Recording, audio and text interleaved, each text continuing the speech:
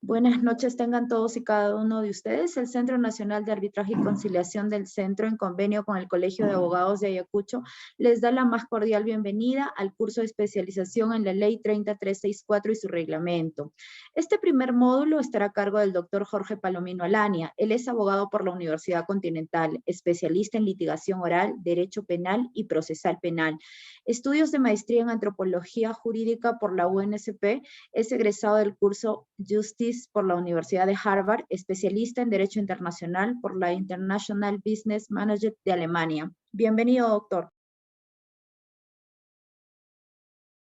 Muchas gracias y muy buenas noches a todos. Es un placer nuevamente estar compartiendo las aulas virtuales para compartir conocimientos, un poco de experiencia y sobre todo conversar sobre estos temas que en la actualidad pues están bastante bien concurridos dentro de los despachos judiciales, dentro de nuestros despachos en el libre litigio. Y yo considero que este tema de la ley 30364, y espero así se embarque dentro de todo el curso y de todas las sesiones que van a realizar, a mí me tocó la primera, en la cual vamos a hablar pues de los principios, del objeto de la ley, el marco de protección de la ley 30364, que es la ley para prevenir y erradicar actos de violencia contra la mujer y los integrantes del grupo familiar. Y en esa virtud, mis queridos doctores, lo que vamos a desarrollar y vamos a compartir un material que tenemos guardado.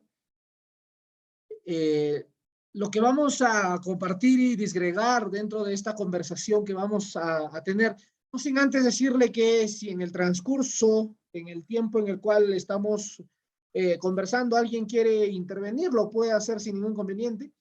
De no ser así, mantengamos los micrófonos apagados para poder escucharnos, porque yo sé que ahorita están viendo la novela, están quizás un poco ocupados y estamos también prestando atención, que es válido, ¿no? Sin embargo, hay que cuidar mucho el micrófono. Entonces, ¿quién está compartiendo la pantalla? Ya está.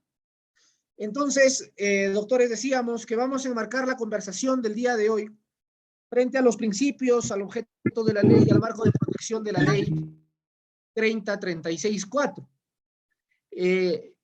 Vamos a compartir el material, pero es importante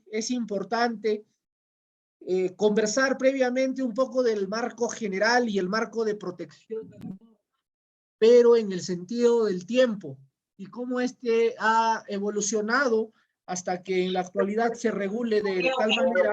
Ahora, ¿planea Washington enviar? De tal manera que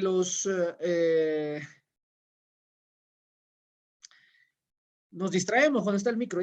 Con los que han llevado clases conmigo me conocen que me distraen cuando están en otro y me pongo a pensar qué cosas están viendo y me da ganas de ir a ver lo mismo que ustedes. En el marco de esta protección que en la actualidad tiene la ley 30364, es importante referirnos a los procedimientos anteriores que existen para poder llevar a cabo pues, el marco de protección actual. Entonces, si nosotros revisamos un poco la legislación anterior, nos vamos a dar cuenta pues que la competencia era primigeniamente del Ministerio Público y era pues quien tenía también cierta facultad de dictar las medidas de protección que dicta ahora un juzgado de familia especializado en violencia contra la mujer e integrantes de grupos. A ese respecto, esta tratativa que se le da en la actualidad es indispensable desarrollarla en el aspecto del marco de aplicación estricta y del por qué se crea un juzgado especial, en tanto y en cuanto que no quedaba completamente definido anteriormente cuál era el marco objetivo de la aplicación de esta ley. Quiere decir que el Ministerio Público, anteriormente, ojo, no tenía claro cuál era el marco de protección de la norma y basaba el análisis solamente en la protección estrictamente de la mujer. Muchos de nosotros decimos en la actualidad, pero qué vergüenza que un varón vaya y denuncie un acto de violencia. Qué vergüenza que un varón demande una pensión de alimentos a favor de su hijo que él tiene, donde él tiene la tenencia. Entonces, ese sentido de análisis, el Ministerio Público de alguna u otra manera, consciente o inconscientemente, manejaba con las legislaciones o la legislación. Y no podíamos observar un marco de regulación, pese a que la norma nos invitaba a realizarlo, no se acomodaba el sentido objetivo de la norma, no se acomodaba el sentido objetivo de la norma para que el Ministerio Público también pueda brindar protección en aquel entonces a todos los integrantes del grupo familiar, entiéndase varones y mujeres, niños y niñas, correcto. Entonces es ahí donde la legislación, el legislador se preocupa y hace una norma mucho más específica. Tan específica, doctores, que se ha preocupado por detallar, y ustedes lo van a ver ya en el transcurso de los demás módulos, se ha preocupado por detallar cuál es la protección para cada uno de los miembros. ¿Qué es considerado el grupo familiar? ¿Qué es considerado una persona que está en vulnerabilidad para que la ley inmediatamente la pueda proteger? En ese sentido, se van a dar cuenta ustedes al finalizar todas estas jornadas académicas que uno de los presupuestos iniciales para nosotros poder hablar de violencia contra la mujer e integrantes del grupo familiar es que deberíamos definir bien cómo es que se objetiviza la materia de violencia contra la mujer.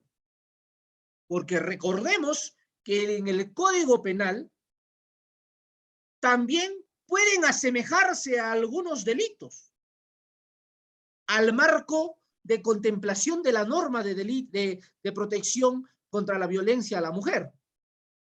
Entonces tenemos dos cuerpos jurídicos y cuando nos encontramos frente a esa disyuntiva de utilizar uno o el otro, lo que tenemos que hacer es analizar la esencia de la norma, los principios que la rigen y sobre todo el reglamento que nos va a enseñar a nosotros cómo es que debemos de aplicar correctamente la interpretación normativa.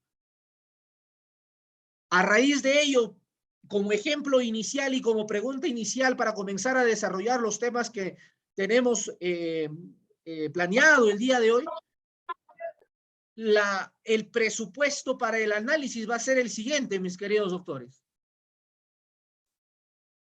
Si yo tengo una enamorada y a esta enamorada yo la maltrato psicológicamente, la pregunta es, ¿eso estaría dentro del marco de protección de defensa contra la violencia a la mujer?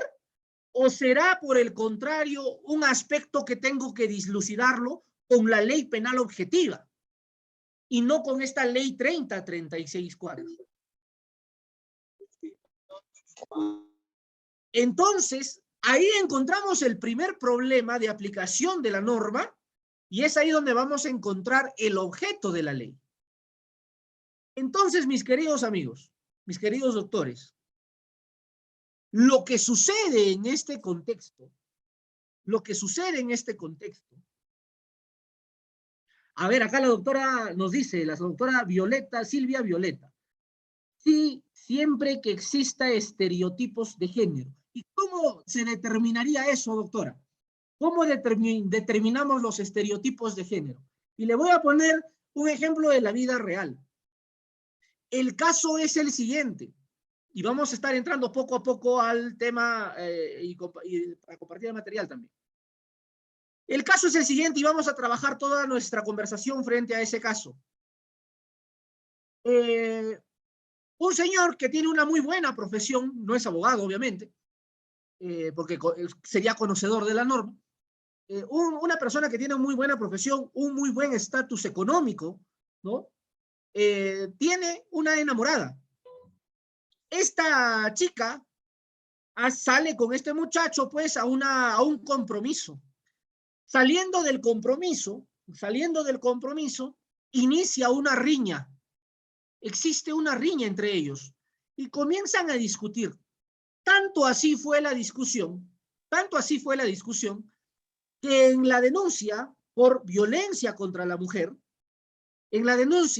la señorita narra lo siguiente: salí del compromiso, nos ubicamos en la intersección de dos calles muy concurridas y en ese momento el señor comenzó a forcejear conmigo. En ese momento del forcejeo, el señor me propinó una cachetada de tal magnitud que los lentes se cayeron al piso y inclusive se rompieron las lunas de los anteojos. Luego de ello, me retiré del lugar y lo dejé al señor. Y esa es la postura fáctica que maneja esta señorita.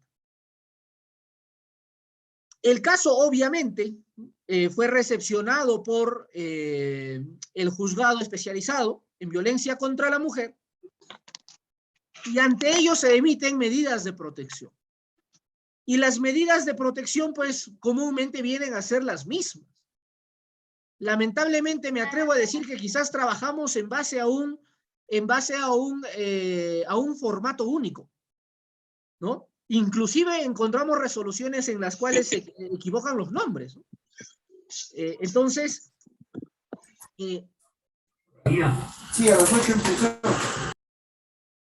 dictan las medidas de protección e inmediatamente pasan todos los actuados a la fiscalía. La fiscalía comienza las diligencias, ya como ustedes conocen, en la etapa penal correspondiente, y el caso llega a proceso inmediato.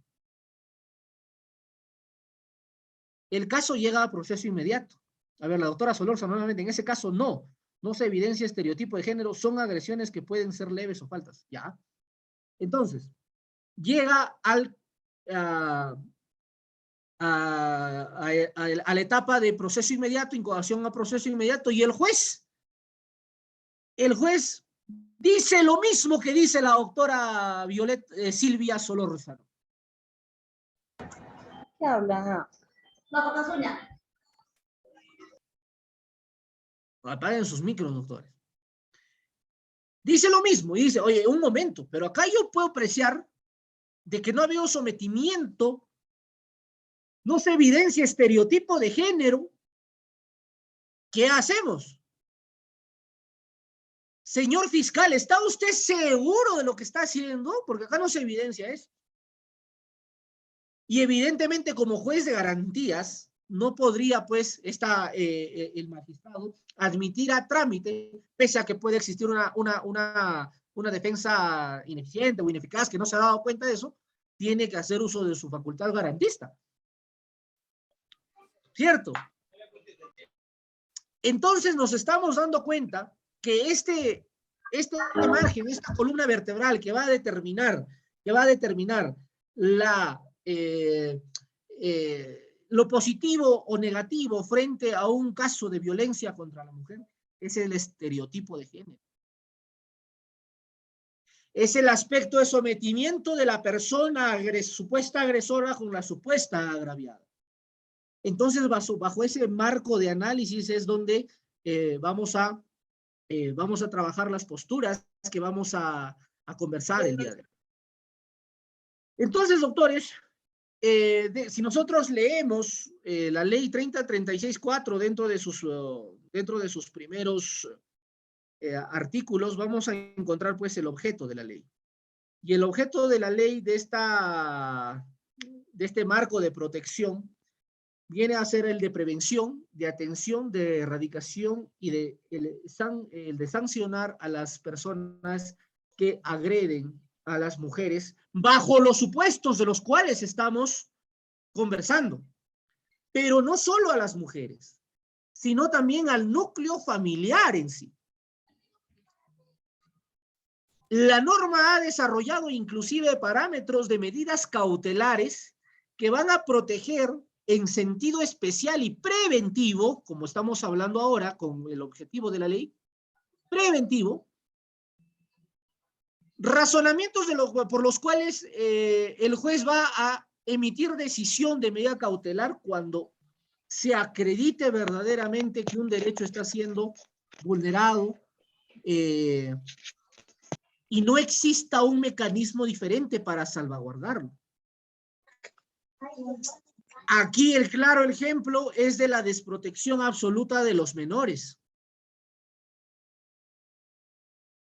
Comúnmente la tenencia en un proceso de alimentos o en un divorcio o en una separación de hechos, no lo sé, la tenencia la tiene la madre, ¿no? Se llega a un acuerdo, en ocasiones firman un acta de conciliación y le dicen, mira, ya, con el niño o la niña, hemos decidido separarnos, por esta acta de conciliación yo voy a pasarte una pensión, pero la niña tiene que estar bien cuidada, yo la voy a venir a visitar, ¿cierto?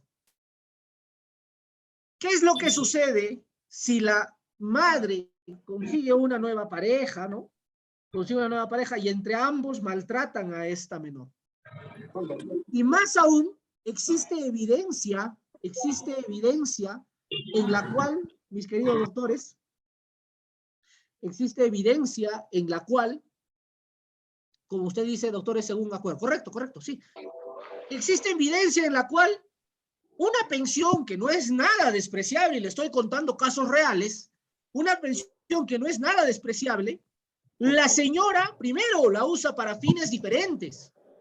¿Cómo acreditamos que usa para fines diferentes? Porque en fotografía se puede evidenciar que la menor está en un total estado de abandono. La pregunta aquí es, ¿a dónde va a parar el dinero que el padre, en fiel cumplimiento del acta de conciliación, viene dándole mensual a la madre de la niña? Y más ahí, muchas gracias, doctora Yane Guaita. Muchas gracias por su colaboración. Y sí, tiene usted razón, doctora. Así debe ser. Entonces, en ese sentido, el padre, por versión de la misma familia, se entera que tanto el actual conviviente como la madre de la menor ejercen actos de maltrato físico y psicológico, en contra de la menor. Ojo, doctora Solórzano, el padre ha tomado todas las medidas correspondientes, en tanto de que siempre ha estado al pendiente de su menor hija. Existe prueba de que ha estado participando en actividades correspondientes propias de una menor. Sí, doctora Violeta, levantó la mano, adelante, sí, abra el micro y conversemos. Sí, doctor, muy buenas noches. Buenas noches, bueno, doctora. felicitarle por la exposición bastante interesante, doctor. Bueno, aquí vemos una situación. Efectivamente, hay muchas situaciones en el caso que los padres cumplen la pensión de los alimentos y muchas veces las madres utilizan ese dinero no precisamente para los fines propios de los alimentos de los hijos. Incluso ese dinero lo desvían a otras necesidades, pues, ¿no? Entonces, si bien es cierto, el padre está cumpliendo y hay un abuso por parte de la madre y el padrastro, el nuevo compromiso, ¿no? Actualmente la norma existe el decreto legislativo 1297 y su reglamento y establece los supuestos de riesgo de desprotección. Cuando se evidencia una violencia de menor grado o leve, ¿no? Que puede suscitarse y que puede ser corregido a través del equipo multidisciplinario, el equipo social, psicológico que tienen las emunas. Pero si la situación ya es mayor, se puede inclusive haber una situación de riesgo de desprotección familiar. No, inclusive, ¿no? Eso incluso puede llegar a una situación de violencia, como usted bien lo refiere, por parte de la madre, ¿no?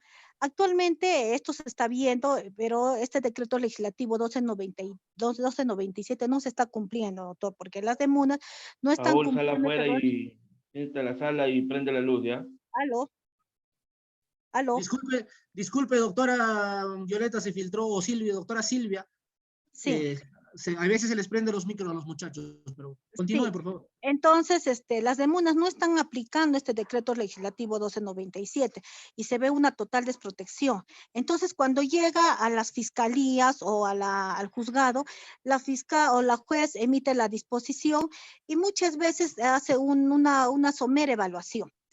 No, yo lo que he visto, doctor, básicamente en menores, hay una desprotección porque aún todavía persiste esa idea en algunos magistrados que el padre, pues, o la madre, por ser madre, bueno, pues tiene una manera de corregir y que se puede de alguna manera persuadir y no hay mayor medida contra ella, ¿no? Se ha visto muchos casos, doctor, donde hay madres, que por el hecho ya de haber interpuesto una demanda de alimento hacia el padre, ya tienen el poder y pueden hacer todo lo que quieran con los hijos, ¿no?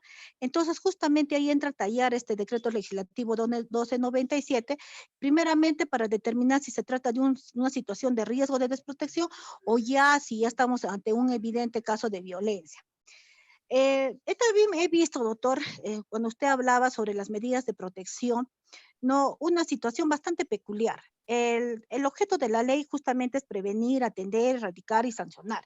En el caso de las medidas de protección, que estamos hablando del ámbito de tutela especial o de protección, estaríamos básicamente sujetos al caso de prevenir y atender. Pero justamente en mérito a este objetivo, tal vez está malinterpretando la norma, se están dictando medidas de protección a cualquier situación, ¿no? Sin evaluar, incluso como por ejemplo en el caso que usted decía de la enamorada, ¿no? Si bien, y cuando no se evidencia estereotipos de género, incluso en el caso de las violencias entre el grupo familiar, si bien es cierto, puede haber grado de parentesco, un cierto grado de vulnerabilidad, sin embargo, doctor, también exige la norma para ser objeto de protección de esa ley que tiene que esa situación se debe haber producido dentro de una relación de asimetría de poder, de confianza y responsabilidad. Entonces no se está evaluando. La pregunta es, doctor, ¿es posible nosotros conceder toda clase de medidas de protección solamente para prevenir o ya de antemano podemos ver todavía calificar esos presupuestos procesales, tanto el estereotipo de género, cuando por ejemplo se trata de una mujer que no tiene grado de parentesco o alguna situación que está dentro de las medidas de protección, o también cuando se trata de integrantes del grupo familiar. Hay una sentencia de ya casaciones donde establece que el hecho que dos primas o una tía y una prima se sometan a una violencia no está dentro del ámbito de protección porque no se está viendo este contexto de asimetría de poder. Pero sin embargo, los juzgadores están calificando y dictando medidas de protección en cantidad sin prever esta norma, ¿no? Entonces, creo que en ese aspecto debemos calificar bien para ser objeto de protección. Gracias. Sí, doctora, y tiene usted toda la razón. Y justamente por eso yo refería al inicio, y estoy seguro que usted lo ha escuchado atentamente, que en ocasiones inclusive vemos resoluciones que otorgan medidas de protección donde ponen los nombres de otras personas, ¿no? Entonces nos estamos dando cuenta de que reciben, no analizan y votan la resolución. Reciben, no analizan y votan la resolución. Yo tuve hace mucho tiempo un tema de una persona conocida donde solamente por decirle palabras de menor calibre, llámese pues idiota, disculpen las palabras, ¿no? Pero eso es lo que se ve en los estrados. Y tenemos que decirlo tal cual o tal cual se plantea la denuncia, ¿no? Por decirle idiota, conchuda, sinvergüenza, ya se siente agredida y ella lo califica, la persona que no es abogado, lo califica como violencia. Va al juzgado y interpone la denuncia, le recepcionan y sacan las medidas de protección para que deje de hacer eso. Y evidentemente, doctora, estamos frente a un caso pues donde ni siquiera se asemejaría a violencia contra la mujer, ¿no? Ni siquiera tendría unas luces mínimas de poder explorar un poco más sobre ello.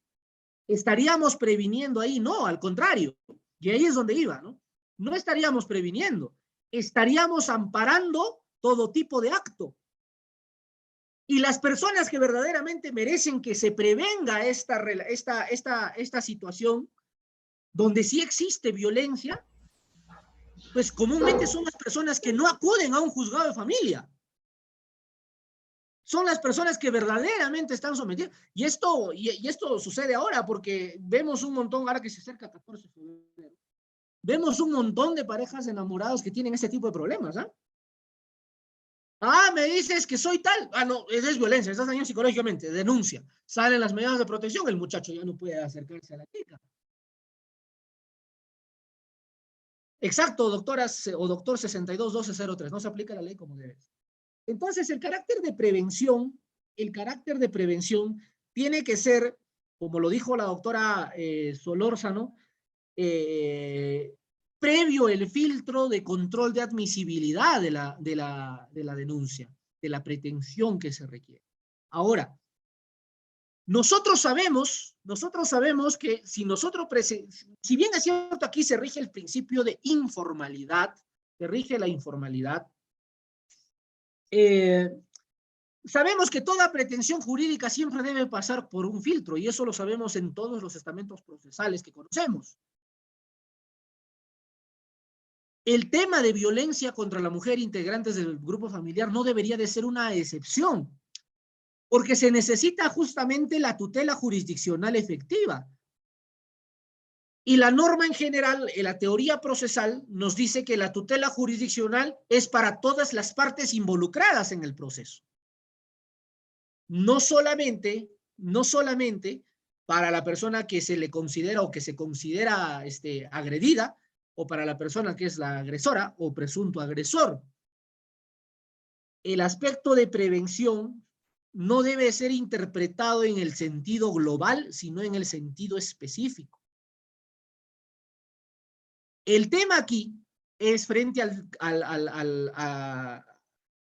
fáctico que estábamos conversando frente a este menor, y la doctora Solórzano lo dijo bastante claro, la aplicación del decreto legislativo 1297 y su reglamento, es que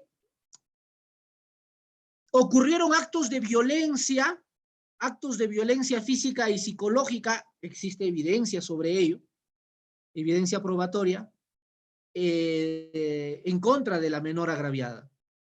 Existe evidencia probatoria donde se puede apreciar que a pesar de que le dé, y acá esto viene lo interesante, doctora Solórzano, y me gustaría que usted siga interviniendo, porque sucede lo siguiente, mire, escucha, fotografías muestran a la niña con las uñas largas, negras, cochinas, el cabello despeinado, una ropa totalmente, bueno, describirla me pasaría un montón de tiempo, pero en un estado, aunque no me crea doctora, paupérrimo, como si nadie le pasara una pensión. Y ella recibe una pensión de aproximadamente 1.500 soles mensual, ¿eh? Y la niña tiene 8 años. Aparte, le pagan el colegio el papá, aparte le deposita para la ropa el papá, aparte le deposita para medicamentos, aparte de los 1.500. Y resulta que la mamá le ha denunciado a su papá, o sea, la madre de la niña le denuncia al padre, la mamá le denuncia a su papá, no al papá de la niña, sino la mamá le denuncia a su papá biológico por pensión de alimentos. O sea, y es casada, tiene otra pareja, tiene 3 hijos de diferentes parejas, y encima le ha denunciado a su papá, y aunque no me crea, ha procedido a la demanda. Están en liquidación, el señor casi se va preso 2 veces. Estamos viendo un modus operandi en este caso, donde esta persona usa el caudal que va para los alimentos, lo usa, ¿para qué? Para su beneficio personal. Tanto es así que tiene una denuncia y practica liquidaciones en contra de su papá. O sea, recibe plata de su hija, recibe plata de su padre y recibe plata de sus otros dos hijos. Y encima ejercen actos de violencia su pareja y ella en contra de la menor de la cual estamos conversando. La pregunta por resolver aquí, doctores, ¿procederá en cuestión de prevención? ¿Debería de proceder una medida cautelar de tenencia provisional? Porque el juzgado no puede otorgar, en este tipo de casos, otorgar tenencia definitiva. Lo tendría que hacer un juez llamado por ley. ¿Procederá o no procederá? ¿Le podrían otorgar o no le podrían otorgar una medida cautelar? Esa es la primera pregunta, de tenencia provisional. La segunda pregunta, el objeto de la ley frente a la prevención, el objeto de la ley 3036-4, frente a la prevención, contempla lo que la teoría procesal de la teoría de la medida cautelar especifica frente a acreditar verosimilitud, frente a acreditar periculum in mora y frente a acreditarla o a prestar la contracautela. ¿Qué es lo que opinan ustedes al respecto?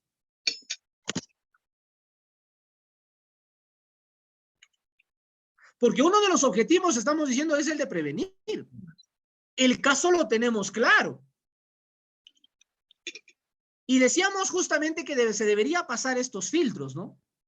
Entonces, si solicitamos la medida cautelar, la teoría de la medida cautelar, la teoría propia de medidas cautelares, nos dice que tiene que cumplir mínimamente verosimilitud, periculum in mora y contracautela. ¿Sí o no? Entonces, deberíamos de demostrar estos tres aspectos con la finalidad so pretexto de que el contexto o el objetivo de la ley es de la prevención. Lo que pasa es que el objeto de la ley, así como la misma ley, es bastante amplio. Lo que pasa es que, como la doctora lo dijo, hay leyes que pueden regular esto con mayor eficiencia, eficacia, pero no lo aplican. Doctora Solórzano, adelante.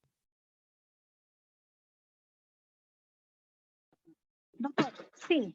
En la pregunta que usted realiza, si se puede dictar las medidas cautelares de prevención de tenencia, doctor, pienso que más que una situación de tenencia, porque generalmente los fiscales o los jueces que emiten medidas de protección hacen una interpretación literal de la norma. Ajá. ¿No? Y solamente pues conceden inclusive las medidas de protección que establece la ley 30.364. Pero en materia de familia, por el principio de flexibilidad sobre todo, está permitido de que el juez puede ampliar esas medidas de protección, incluso en otras modalidades, ¿no? Existe una figura en cuanto a la patria potestad, ¿no? Si bien es cierto, el padre pasa la pensión de alimentos, la madre lo distribuye mal, entonces no estaría administrando bien esa prestación de alimentos. Lo que sí podría ser, doctor, una suspensión de la patria potestad, ¿no? Porque es una medida cautelar, porque está abusando del dinero que le pertenece a la hija, ¿no? Inclusive, doctor, si bien es cierto, la figura de la contravención no habla, pues no sé, hay una disposición, una resolución del Ministerio Público donde dice que las medidas las contravenciones no se dan entre los padres, pero es una circular nada más, doctor. La norma establece las medidas de la contravención es cuando hay una afectación al derecho del niño. En este caso estamos hablando de una afectación. Lastimosamente nosotros no hacemos un análisis más fuerte, ¿no? Y puede estar sometido, doctor, incluso esta madre que está destinando a una situación distinta el dinero del hijo, ¿no? Y puede ser inclusive demandado por un tema de contravención. Y dentro de ese pedido podría pedirse inclusive la suspensión de la patria potestad, no necesariamente como medida de cautelar, dentro de la ley 30.364. Porque ahí también se estaría advirtiendo una violencia patrimonial. Si bien es cierto, el que deja de proveer lo necesario para los alimentos del niño o del hijo, ¿no? pero lastimosamente nuestros juzgadores tienen esa idea de que la medida de protección o la violencia patrimonial, para ser dictada como tal y para dictar las medidas de protección, tiene que estar acompañado bien de una violencia física o de una violencia psicológica, que el sentido de la norma no es así. Entonces yo pienso que se puede pedir, no amparado en la ley 30.364, pero sí una medida de protección, una medida cautelar de suspensión de la patria potestad por parte de ese padre o de esa madre que está haciendo mala distribución del dinero. Inclusive, doctor, y también no lo ejercitamos porque las figuras jurídicas están en la norma, sino que nosotros no lo aplicamos, más aún cuando se trata de temas de familia, se pueden aplicar, por ejemplo, el tema de la rendición, en qué ha gastado la madre ese dinero, ¿no? Y tiene que justificar. Entonces, no hacemos esa situación, no se ve demandas, que sí se puede permitir, doctor.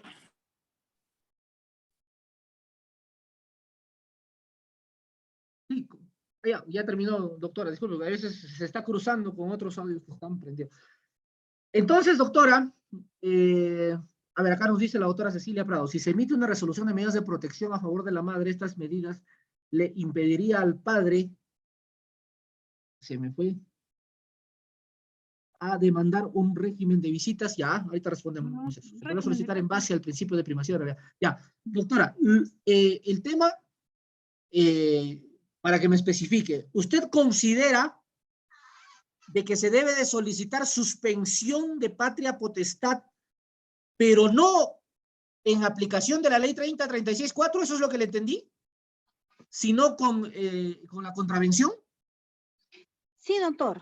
No. Yo le digo, doctor, que en mérito, como las medidas de protección, generalmente no se hacen una valoración, no hay una estación probatoria, entonces el padre no puede demostrar de que la madre está haciendo mal uso del dinero. Entonces, como se trata de una cuestión inmediata, porque la ley lo dice, tiene que ser de inmediata, ¿no? Entonces, va a ser difícil que en esa norma se pueda dictar una tenencia, porque como bien dice la doctora que acaba usted de mencionar, ¿no? En las medidas de protección, el que ya una madre que tiene medidas de protección, va a ser difícil de que se le conceda, pues, una tenencia provisional al padre, supuesto, agresor, porque está considerado como agresor, ¿no? Entonces, pero si él pide una medida cautelar indistintamente ajeno a la 30.300, donde hay una valoración probatoria, no, sí se puede conceder, doctor, sí se puede pedir. Y ahí se puede inclusive regular como un tema de suspensión de patria potestad. Incluso puede servir para un caso de tenencia, ¿no? Las figuras están dentro de la norma. Lo que pasa que nosotros, doctor, como le digo, nosotros como juzgadores debemos ver más allá de lo evidente, como decía Jimán, ¿no? No solo ver el entorno que estamos, sino más allá, ver cuál sería nuestra salida, cuál sería los beneficios y perjuicios, ¿no? Y podemos aplicar otras figuras jurídicas en el ámbito de familia que están permitidos, pero que no lo aplicamos, pues doctor, más aún en el tema de familia tenemos el principio de flexibilidad, ¿no? Y que se permite todo, y de informalidad también. Sí, y la informalidad es lo que rige. Tiene razón, doctora. Sin embargo, en este caso que es real, yo no suelo contar, y muchas veces pues se cuentan casos que ni siquiera han pasado, ¿no? Lo que estamos conversando es totalmente real. Se le otorgó la medida cautelar. Se le otorgó la medida cautelar con la tenencia provisional. Pero, ahí va el tema, ¿no?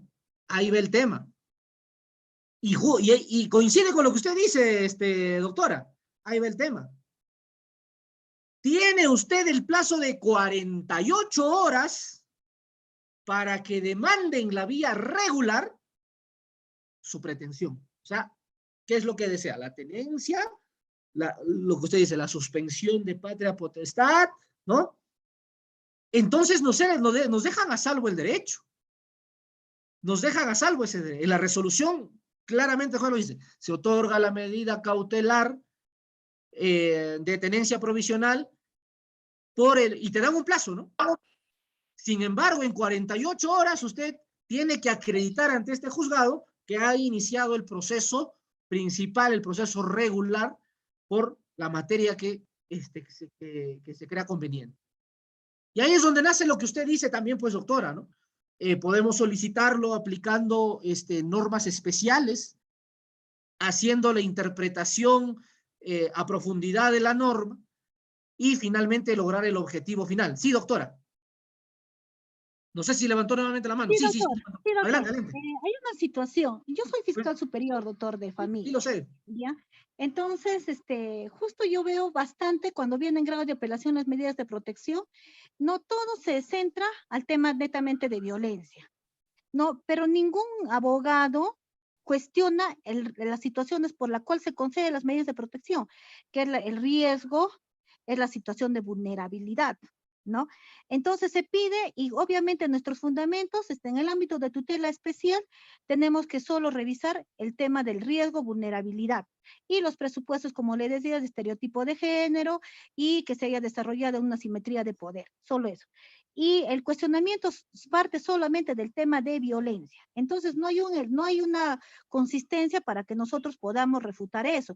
A veces nosotros de oficio disponemos, por ejemplo, en el caso de mi fiscalía, nosotros revocamos esas medidas de protección y no se concede por tal motivo, ¿no?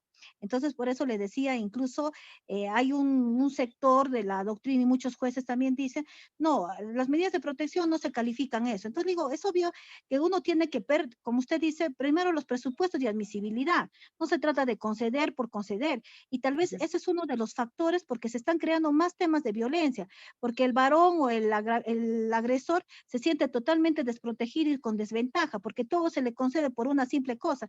Y que los que realmente son afectados por violencia no demandan, doctor, no denuncian por ese tema. ¿Y quiénes demandan? Los amañados, los que quieren evitar una cuestión mayor en otro proceso, en otras situaciones posteriores, ¿no? Entonces nosotros como juzgadores, como les digo, nosotros debemos más allá de lo evidente, pues, ¿no? Debemos revisar eso y calificar bien. Ahora, en el tema de medidas de protección respecto a tenencia, la ley te dice que puede sustituirse, variarse cuando las condiciones han cambiado. ¿Cómo cambiar, doctor? En este caso, el señor tendría que probar que ese niño con las fotos, ¿no? Y tendría que haber una valoración previa. Y cuando se apela también, doctor, se tiene, si no le concedieron la variación de la tenencia o el cambiar esa medida de protección o sustituirla por otra o dejar sin efecto, tiene que basarse solo en esos elementos, ¿no? Como le digo, vulneración, riesgo, desprotección en este caso, ¿no? Pero los argumentos de la apelación son bastante, son totalmente ajenos al tema que nosotros evaluamos para las medidas de tutela. Sí, y miren, este tema de control de admisibilidad de las pretensiones que se presentan,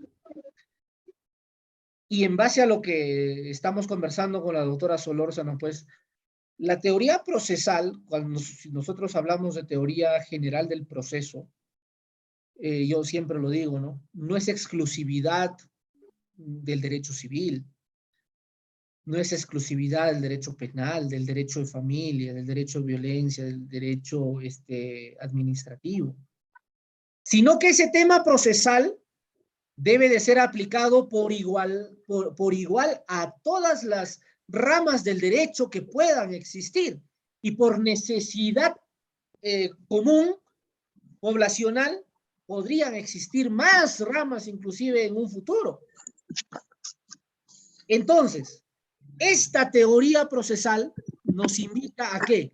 A hacer un control. Y no solamente el control, doctora, y usted no me dejará mentir, lo debe de realizar el fiscal, lo debe de realizar el juez. El control también lo debe de realizar el abogado, güey. Justamente por eso se crea pues la jurisdicción y competencia. Si el abogado no sabe, y ahí coincidimos, doctora Solórzano, si el abogado no sabe cómo realizar la denuncia o bajo qué supuestos realizarlo, o si ya lo hicieron y recién lo contratan, bajo qué supuestos apelarlo, entonces ese control procesal queda en el limbo, ¿sí o no? Y no se estaría logrando en esencia el objeto de la ley. Y no solamente de esta ley, sino de ninguna. Salvo mejor parecer, yo considero que el único proceso en el cual se hace un control es en los procesos civiles, porque se aplica el artículo 424 del Código Procesal Civil, donde dice que la demanda debe tener este y este requisito. Nos dan, creo, 10, 11 incisos. Pero ¿acaso aquí hay una normativa específica donde nos dice lo que la doctora Solórzano nos hace referencia? Que debe existir el factor de riesgo, el cuestionamiento de género, el sometimiento, que existe igualdad de condiciones, etcétera. No nos dice. Lo que la ley es bastante abierta. La Sí, ley doctora. sí nos dice. La ley sí nos dice. Sí nos dice. Coménteme. En la ley 30.364 establece cuándo estamos en un supuesto de violencia contra la mujer. Y dice cuando hay estereotipos de género y hace pues una digresión en cuándo se está hablando de estereotipos de género. Inclusive en el caso de violencia contra el grupo familiar también dice cuándo esa situación se ha producido dentro de un contexto de asimetría de poder. Establece la norma, o sea, en la propia no, sino que a veces no analizamos, ¿no? Sí, Ahora, exacto. sobre esos estados ahora, en el artículo 10 de la modificatoria del reglamento, establece claramente en el segundo párrafo, cuando habla de tutela, en el ámbito de tutela especial o de protección, y dice, se tiene que valorar indistintamente de los otros presupuestos que le acabo de indicar, se tiene que valorar el riesgo y el estado de vulnerabilidad. Ahora, en el caso de riesgo también, el CEN maneja un criterio, un formato bastante común, y que dentro de del mismo análisis del contenido del texto o de los informes se puede valorar contradicciones. Pero yo hasta la fecha, doctor, no he visto ningún argumento fuerte que se oponga a esas situaciones de riesgo. Inclusive cuando se ve un caso de riesgo de desprotección, en este caso, como usted me decía, de la niña, se puede pedir a la DEMUNA, porque ellos son defensores de los niños y adolescentes, que vayan a hacer una visita social y en qué condiciones está el menor. Y eso puede servir como un argumento de defensa.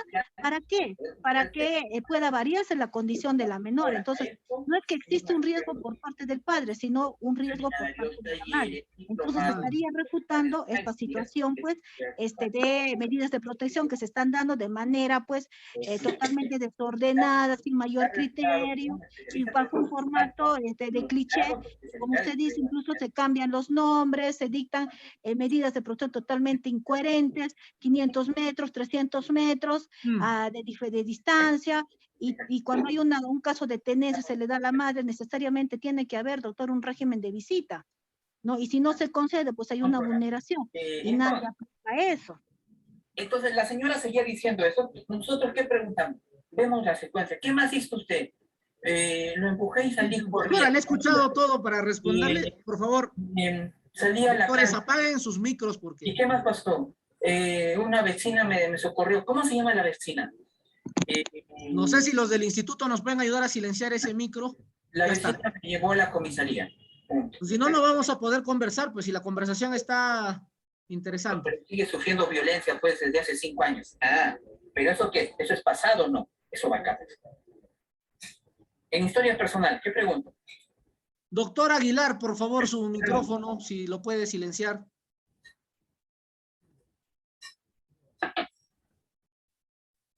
Gracias, gracias, doctor. Ahora sí, doctora Solórzano, seguimos con la conversación. Sí, la ley lo establece, pero ¿lo establece como requisito o lo establece como definición? Revisamos el 424 del código y son requisitos para presentar la demanda. Así es. La norma, la 30.36.4 lo dice como requisito o como definición, doctora.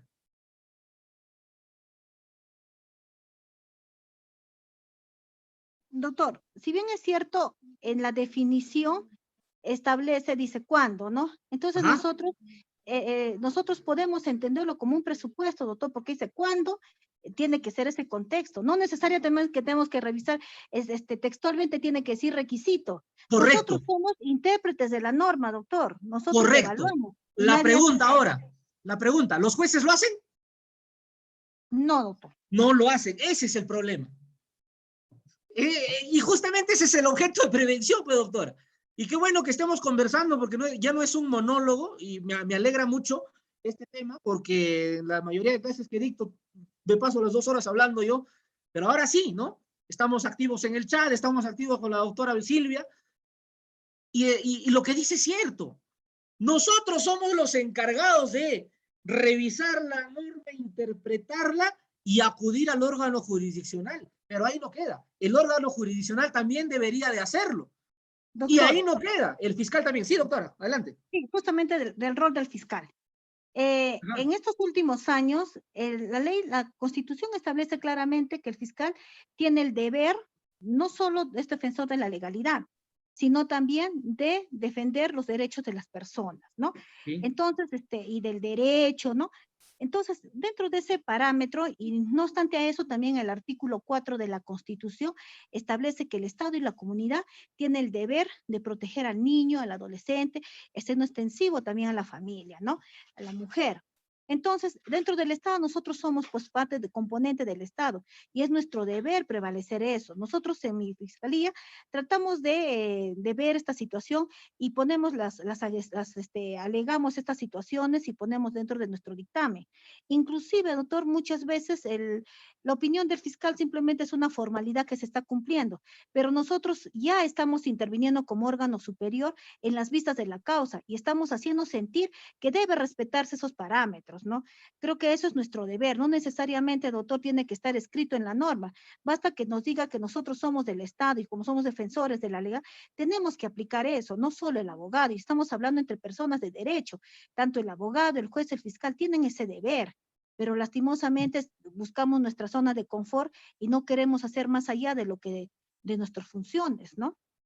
Sí. Y ahí está la gran problema. Inclusive acá sale un tema de investigación bastante interesante. Bastante interesante, porque a nosotros nos enseñan en introducción al derecho justamente a interpretar y a hacer una interpretación, una de las categorías sistemáticas, y no ser necesariamente literales. El hecho de que nos basemos en el principio de informalidad, doctora, como usted lo dijo, el hecho de que nos basemos en el principio de informalidad no quiere decir que vamos a buscar esa zona de confort de la que usted habla. Decir, ¿cómo es? ¿Cómo? ¿Alguien quiere intervenir? ¿Le tomaste a tocar? Ya, doctores, continuamos. Eso es lo gracioso de las clases virtuales. No, eso no nos pasa en presencia. ¿En qué estaba, doctora Solórzano? Me distraen. Hablamos el tema de la interpretación, doctor. Generalmente hacemos una interpretación literal y eso nos confunde de una informalidad, ¿no? Exacto. No debe... Nos dice, por ser informales, vamos a hacer las cosas como se nos dé la gana. Y no es así. Típico ejemplo del habeas corpus, ¿no? Para sustentar un habeas corpus nos prima el principio de informalidad. Pero ese principio de informalidad no quiere decir que no vamos, que mi habeas corpus no va a estar direccionado en un agravio constitucional, y lo mismo sucede acá. No por ser informal voy a obviar cuestiones básicas sobre pretexto de que el objeto de la ley es la prevención. Y en este aspecto el de la doctores, por favor, el micro. ¿Saben? Doctora Guaita, se le prendió el micro de casualidad.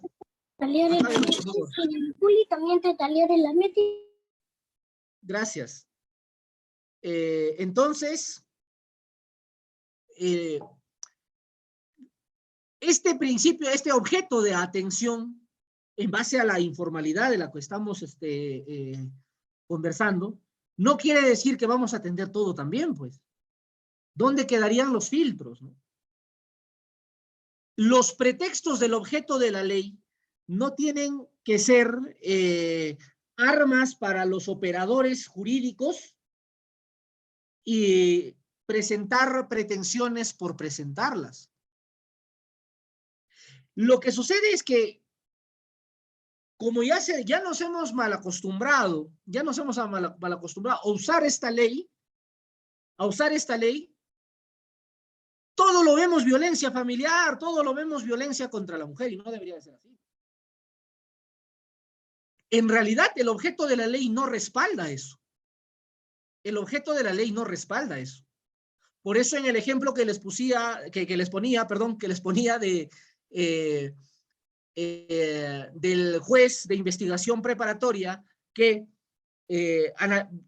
analizó el caso con sus facultades garantistas, dijo, pero acá no hay violencia, o sea, no es un hecho contemplado en la ley 3036-4.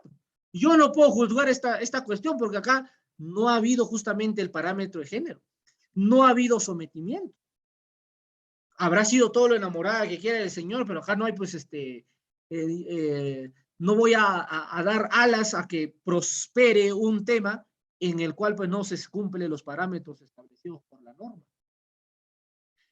Sin mal no recuerdo, doctora Solórzano, sin mal no recuerdo, no lo voy a afirmar a un 100%, en el fundamento de la resolución, justamente hablaba de los pretextos normativos de interpretación frente a la prevención y atención. Que no por ser un objeto de la ley el prevenir y el atender, deberíamos de acudir en cualquier circunstancia a las instancias especiales como viene a ser la protección de defensa contra la mujer. Ahora, y para culminar este acápite del objeto de la ley con la erradicación y la sanción. Ahora, el tema aquí es el siguiente. Y vamos a coincidir nuevamente, doctora Solórzano, porque usted me va a decir, pero aquí hay otras vías. No es propio de esta norma. El siguiente ejemplo, y también caso real. Cuando una hermana, ni siquiera hermana, media hermana, amenaza a la otra, pero no amenaza de muerte, no amenaza de agredirla físicamente, sino que en un intercambio de palabras le dice, tú le sigues haciendo esto a mi mamá, yo voy a ir y voy a conversar con el jefe de tu trabajo para que vea la clase de persona que es. Aquí vemos e identificamos dos cuestiones. Esta hermana, la que reclama, la que amenaza con ir al trabajo, dice, tú le estás haciendo un daño a mi mamá, a la mamá que tienen en común. Vemos un aspecto de violencia. Y quizás ahí, si contamos el tema más a fondo, sí existiría causales de violencia familiar en contra de la madre, ¿no? Y le dice, tú le sigues haciendo esto a mi mamá, yo voy a ir a tu trabajo y te voy a contarle a tu jefe qué clase de persona eres. Y lo que hablábamos hace un instante, las personas que verdaderamente están sometidas a la violencia familiar nunca lo denuncian. Nunca lo denuncian. Porque es muy probable, me tardaría mucho contándole todo el hecho, es muy probable que la señora, o sea, la madre de ambas, sí haya sufrido violencia. Sin embargo, la persona que ejercía violencia sobre la madre se ofendió porque le dijo, voy a ir y te voy a quejar a tu jefe, y quien terminó denunciada fue la hermana que protegía a la madre y amenazó a esta persona diciéndole pues que iba a quejarse con su jefe. La pregunta es, ¿eso es violencia? O sea, la acción, doctora Solórzano, la acción de esta hermana que protegía a la mamá frente a la amenaza, ¿eso es violencia contra la mujer? Evidentemente no. No sé si usted tiene una opinión diferente. Y esto lo trabajan bajo los otros dos supuestos, de erradicación y de sancionar. ¿Qué dice, doctora? Doctor, en el tema que usted habla, bueno, no sé si habría algunas agresiones físicas, no. Podría entenderse que puede ser, pues, aparentemente agresiones psicológicas. Pero ahí también, doctor, si vamos a ver si existe o no existe, tendríamos también inclusive que ver el tipo de rasgos de personalidad de la madre y de la hija, porque también tendríamos que ver bajo qué contexto ellos se han desarrollado, porque a veces una palabra que para algunas personas puede ser fuerte, para otras no lo son. Entonces no podríamos hablar de un tema de violencia psicológico o psicológica, pues no. Ahora, respecto a si estamos en una situación de riesgo o no, también, doctor, la norma es clara, ¿no? Si esto es de 6 familias, tendríamos que ver si existe una simetría de poder, ¿no? O unas relaciones asimétricas. Muchas veces en casación se ha dicho, pueden ser madre e hija, pero no hay esa simetría de poder, pues, ¿no? Entonces no se le concede y se deriva pues, por faltas o por lesiones o comunes, pero no bajo amparo de la norma, ¿no? Correcto. Eso también, y lastimosamente, como le vuelvo a repetir, doctor, en los informes psicológicos, mucho hace que tenemos que ver los rasgos de personalidad de la presunta agraviada, ¿no? Y eso, y cuando el fiscal o se solicita a los psicólogos del Departamento de Medicina Legal, no solo hay que ver que hagan un informe psicológico, sino también que ellos determinen si los rasgos de personalidad de esa persona agraviada, ¿no? Y eso para un caso penal, ¿no? Si esos rasgos de personalidad pueden ameritar ese hecho que ocurrió, pueden generar un tema de violencia psicológica, porque incluso hay una casación de la Suprema, donde dice incluso la reacción ansiosa situacional, una situación de estrés que puede ocurrir en cualquier momento por una situación mínima, no están consideradas como violencia, ¿no? Entonces, esos temas tenemos que ser bastante minuciosos al momento de calificar y de dictar las medidas de protección. Sí. Ahora, frente a las posiciones en las cuales coincidimos, doctora, ¿se estaría cumpliendo el objeto de la ley? ¿De la 3036-4? No, pues. No. No se cumple. Y justamente por eso estamos acá, ¿no? Para dar crítica a todos estos bemoles que se generan a raíz de una incorrecta interpretación. Y ahora mire usted en el chat, doctora Solórzano, la doctora Yane Guaita, que me parece que trabaja en la subprefectura, nos dice, mayormente esos casos son los que recibimos en la subprefectura. Ahora, doctora Guaita y doctora Solórzano, que estamos dialogando, pónganse todos, por favor, que sería bueno que todos opinemos y hagamos una conversación muy bonita. La subprefectura está como proceso, como procedimiento administrativo, yo considero que está sometido a las reglas de la teoría procesal. Entonces, doctora Guaita, ¿por qué en la subprefectura, cuando hay este tipo de hechos, solamente admiten una declaración jurada y toman la declaración jurada como válida? Sobre pretexto de que si esto no se demuestra que es así, entonces vamos a denunciarla por falsa declaración en proceso administrativo. Entonces, ¿por qué no se pasa también ese filtro? Hace no muy poco yo no vi el caso porque yo no soy administrativista, yo no exploro casos donde no conozco el procedimiento, ¿no? Por una cuestión de cultura jurídica general, revisé una resolución subprefectual donde se le otorgaba medidas a favor de una persona que es la misma hermana del caso que les comenté, ¿no? O sea, denuncia por todo ella. O sea, le dices A, denuncia, le dices B, denuncia, le dices C, denuncia, por todo te denuncia. Y ahorita estamos en la conferencia y ella está, salgo yo denunciado por tocar su caso, ¿no? Y ella solamente adjunta una declaración jurada.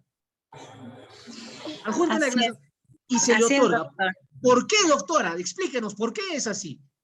En primer lugar, bueno, buenas noches con todos. En primer lugar, doctor, ¿qué es lo que pasa en las subprefecturas? Mayormente los subprefectos o el personal administrativo no son abogados, no tienen conocimientos de derecho, ni mucho menos procesal, ¿no? Solamente la subprefectura nos basamos en un decreto supremo 003-2021 IN, ¿no? Ajá. Bajo ese decreto nada más estamos trabajando ahora, ¿no? Eso es del 13 de abril del 2021. Entonces, La simple jurada le dan como válida, obviamente, la simple declaración jurada, que es la solicitud, que es el primer formulario. Pero antes de llenar eso, como le digo, yo personalmente, en mi entidad, en mi subprefectura, lo que hago es primero asesorar, ¿no? Escuchar los hechos antes de yo darle un formato, ¿no? Porque contamos el formato que es número 1, que es garantías personales, y el formato número 2, que es todo relativo a lo que es violencia contra la mujer e integrantes del grupo familiar, el cual nosotros lo que hacemos, atendemos esos casos lo más rápido posible, dentro de las 24 horas otorgamos las garantías, pero con pruebas, obviamente. Y yo, como soy abogada, me rijo a eso, ¿no? No simplemente, pues, me basta a veces una simple testimonial, ¿no? O no sé, lo único, porque las personas vienen y solamente me dicen, sí, pasó esto, pero no grabé, no pude tomar videos, captura, ni nada, ¿no?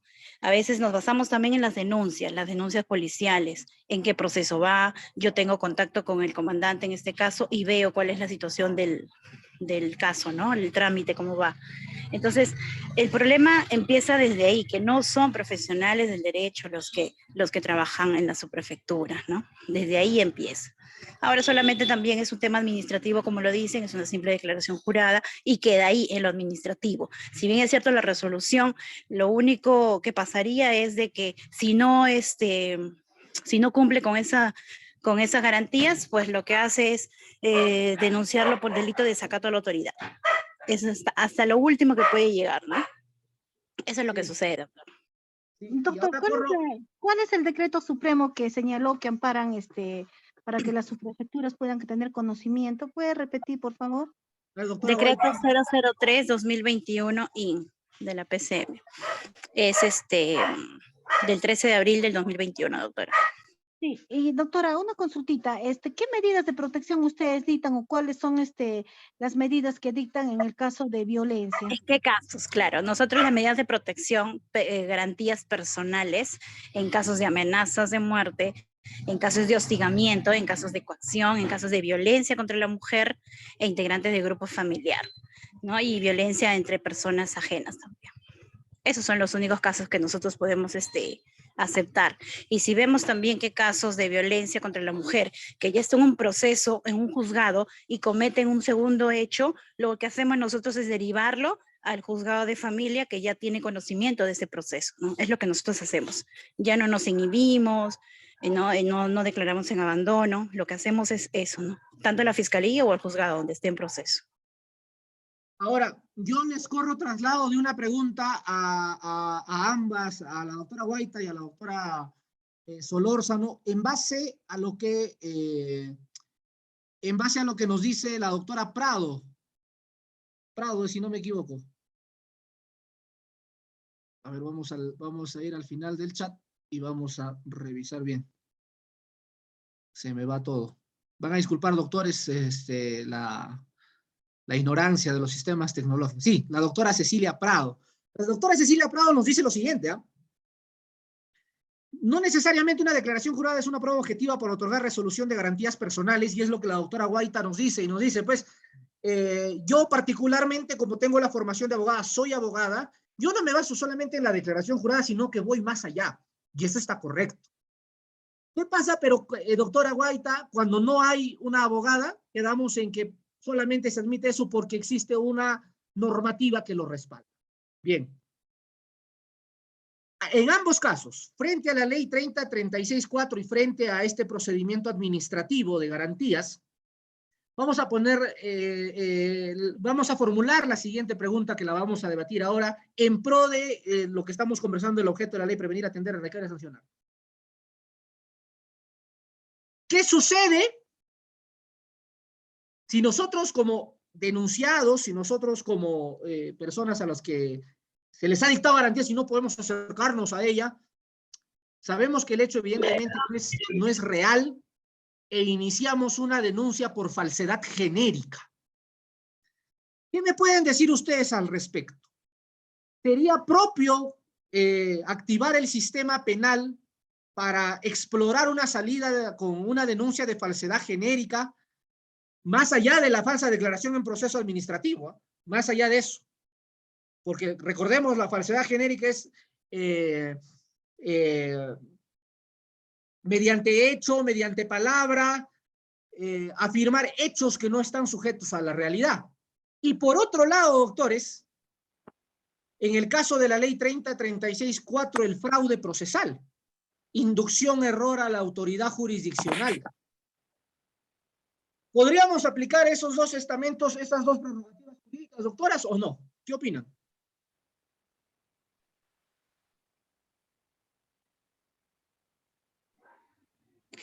Doctor, el denunciado está en todo su derecho de aplicar las normas pertinentes o las que crea o las que estén asesoradas con abogado, pero también tiene que terminar el tema administrativo. ¿Cómo acaba? De acuerdo a la ley 27444, si bien es cierto, termina en una resolución otorgando las medidas de garantías, ¿no? El denunciado, ¿qué es lo que hace? Es más, se le asesora. Es más, yo lo que hago es los llamo, porque mayormente nosotros notificamos, ¿no? O le mandamos a la parte a notificar. Y bueno, a veces se pierde, hay notificaciones indebidas, llega posterior a la audiencia, porque es una única audiencia que tenemos en un tema de confrontación, ¿no? Entonces, ¿qué es lo que hacemos? Nosotros le damos 3 días a la otra parte para que presente sus medios. Y en ese caso, obvio que la denunciante o la solicitante en ese caso siempre oculta información. Eso es obvio, ¿no? De acuerdo a su favor. Entonces, lo que hace el denunciado se le dice, ¿no? Y el denunciado empieza a llamar y dice, ¿no? Que sí, que no es así. Entonces, señor, si no es así lo que usted está manifestando, preséntelo, ¿no? Tiene 3 días para presentarlo y luego de eso se califica. Entonces, yo espero ese plazo, porque todo es de acuerdo al decreto. Entonces, esperamos ese plazo y luego ya entra en tema de calificación. Posterior a ello, aún así, póngase de que le hayamos dado las garantías a la solicitante, el denunciado lo que tiene que hacer, tiene 15 días para presentar su recurso, de acuerdo a la ley 27444, ¿no? Recurso de reconsideración, recurso de apelación, en las instancias que se deban, ¿no? Correspondientes. Entonces, una vez allí, ya terminando lo que es en la Subprefectura Provincial de Lima, que es nuestro jefe, ¿no? Nuestro siguiente, entonces ahí termina en el tema de apelación. Y también hay un recurso de revisión, ¿no? De acuerdo a la ley.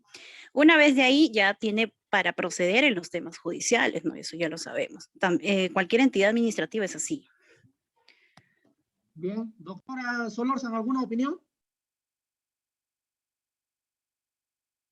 Doctor, bueno, Sí. yo la verdad no he visto ese decreto que acaba de mencionar la doctora, Ajá. pero pienso, doctor, que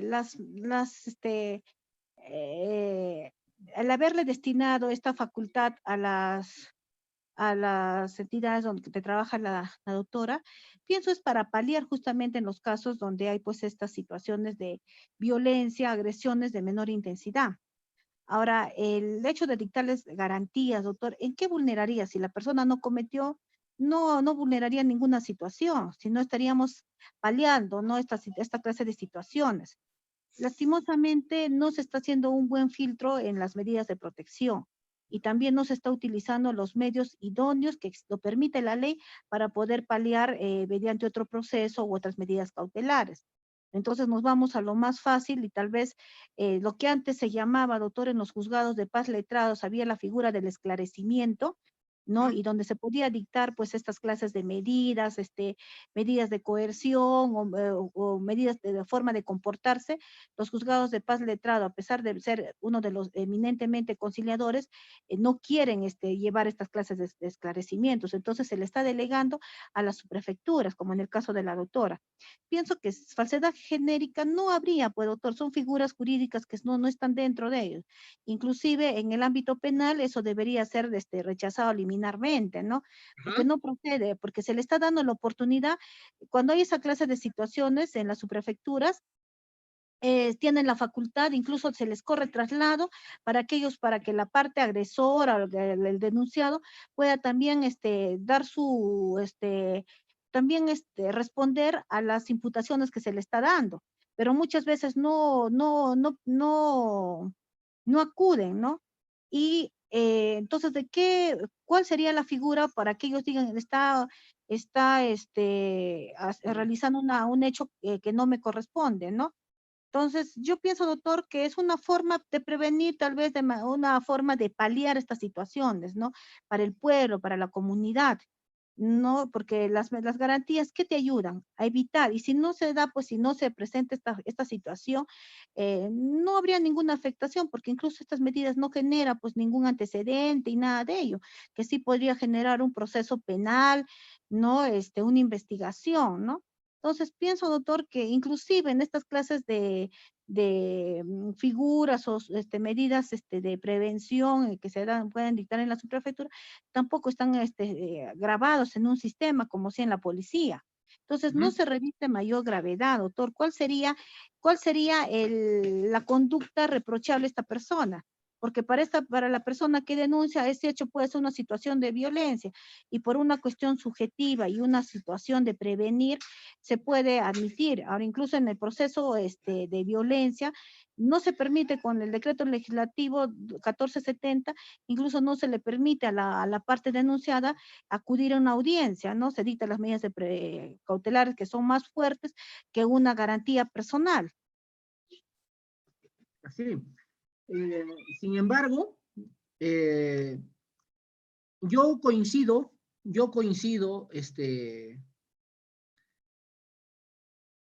con el doctor, ¿dónde está?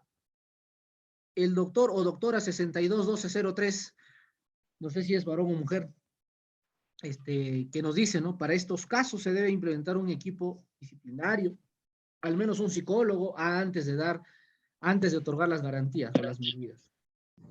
¿Por qué comparto esa situación? Porque la doctora Guaita, que está aquí presente y trabaja en ese rubro,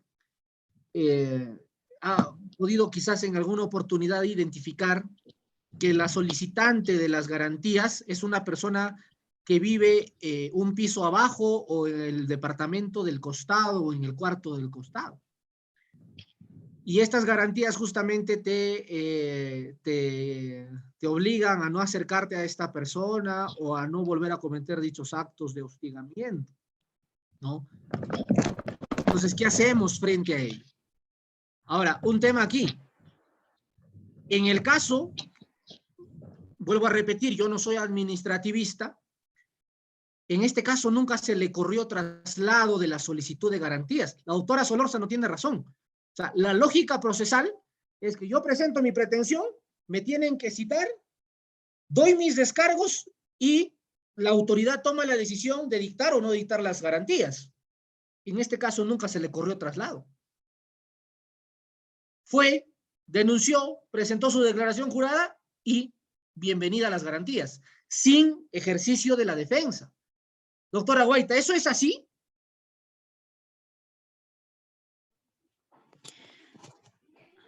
A ver, como le mencionaba hace un momento, si bien es cierto, la solicitante se presenta sus garantías, ¿no? Su solicitud, perdón, luego se le notifica a la otra parte tiene conocimiento. ¿Por qué? A ver, lo que yo hago es lo siguiente. Lo normal es esto, que se le corre traslado, se le notifica por medio de SERPOS, ¿no? O cualquier otro medio, de acuerdo al decreto, la policía, ¿no? Etc. Entonces, la otra parte, obviamente, que si quiere viene y si no, no, ¿no? Viene la audiencia. Si desea defenderse o no, también, depende de ellos. Entonces, ¿qué es lo que yo hago? Si tienen los números telefónicos, mayormente lo que hago es llamarlos a los denunciados y decirle, tiene conocimiento de esto, tiene una solicitud, el cual usted tiene que hacer esto, ¿no? Los oriento y tienen que venir a refutar. En todo caso, también la subprefectura está para arribar conciliación.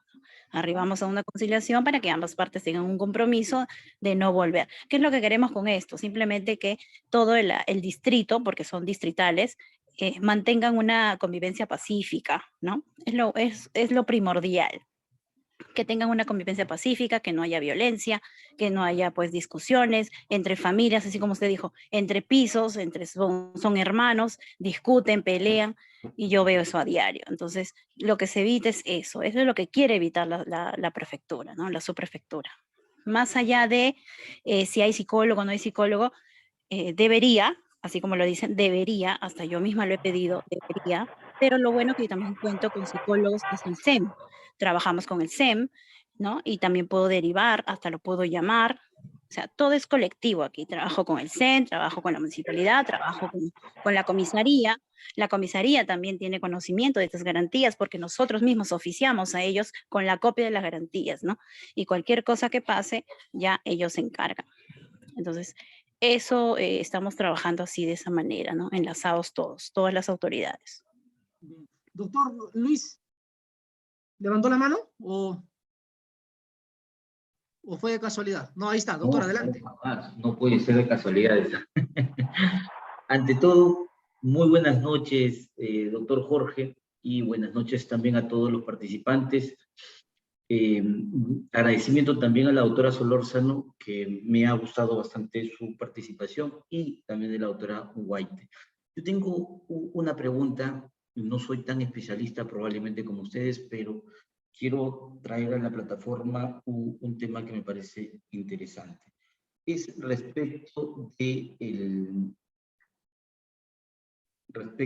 principio el principio precautorio de la cautela. Resulta que las medidas de protección, a mi entender, al igual que a ustedes al parecer, son medidas que violan derechos procesales. Como una de ellas, por ejemplo, que me parece interesante, es el derecho de defensa. Caso concreto. A un ciudadano le denuncian por violencia psicológica. La ley indica de que hay una valoración de riesgo ahí para que se puedan dictar las medidas, y dice que también el juez decide, hablando claramente, decide si se puede prescindir de la audiencia a efectos de que le pueda brindar que la persona ejerza su derecho de defensa.